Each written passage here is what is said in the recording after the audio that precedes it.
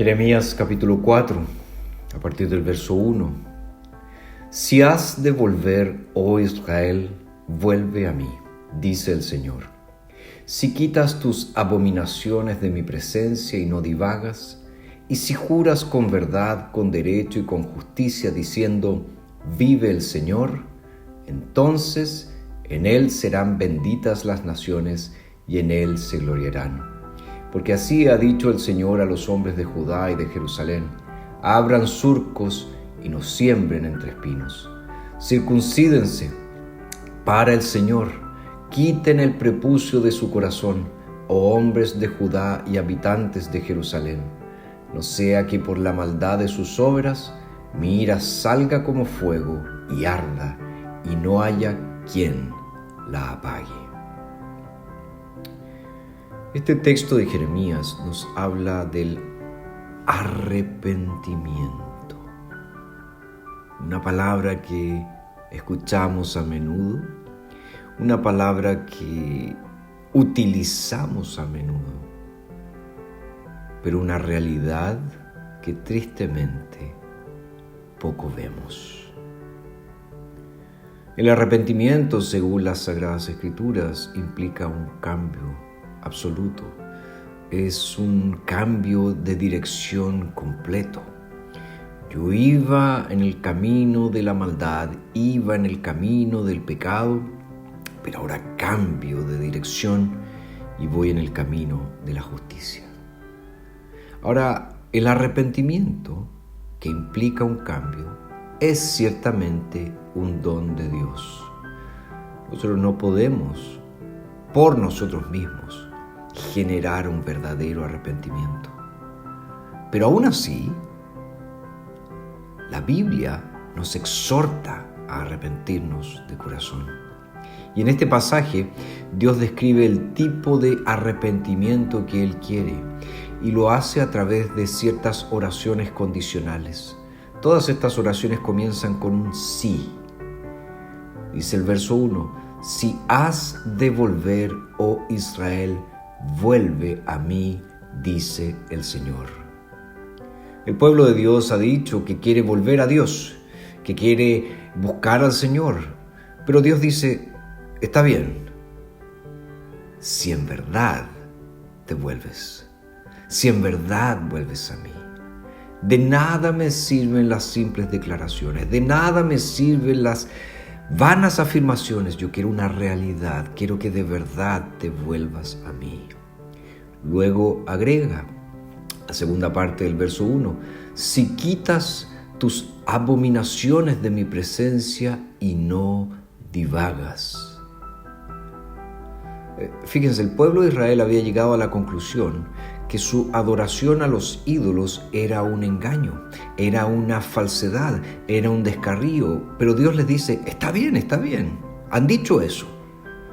Pero si en verdad quitas los ídolos de tu corazón.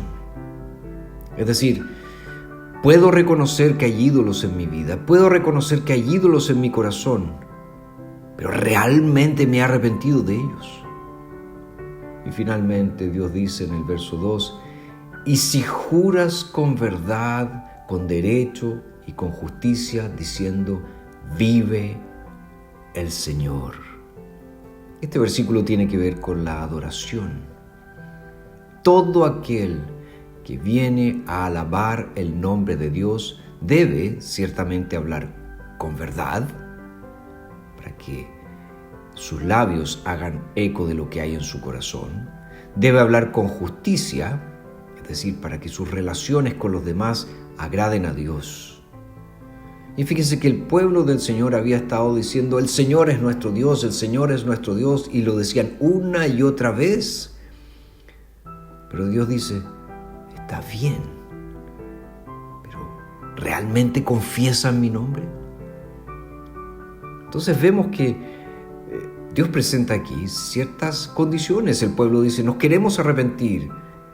Ok, dice, pero que sea real, que sea verdadero, que no sea algo de meras palabras, que sea algo de corazón. Ahora, ¿qué sucede si el pueblo de Dios cumple estas condiciones del verdadero arrepentimiento. Fíjense lo que dice la última parte del verso 2. Entonces en Él serán benditas las naciones y en Él se gloriarán. Esto nos demuestra la importancia vital que tiene el verdadero arrepentimiento en el pueblo de Dios. Es más, la evangelización mundial depende de eso.